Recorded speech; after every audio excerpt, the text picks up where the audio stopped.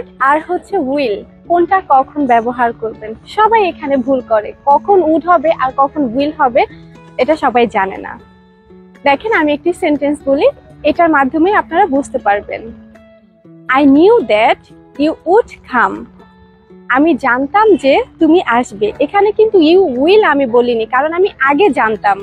এই কারণে I knew that, আমি জানতাম যে তুমি আসবে, তার মানে আমি আগে জানতাম সে আগে আসবে, এটার জন্য উইল হবে। কিন্তু আমরা জানি আসবে, পরে আসবে মানে উইল, কিন্তু এটা যেহেতু আগে জানতাম সেক্ষেত্রে উড হবে।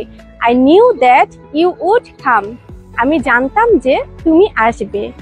আর আমি জানি যে I know that you will come, এখানে উইল হবে কারণ সে এখনো আসেনি, সে আসবে, তার মানে এখনো আসেনি, যেটা ভবিষ্যতে আসবে সেখানে উইল হবে। I know that you will come, আমি জানি যে তুমি আসবে, আর আমি জানতাম যে তুমি আসবে।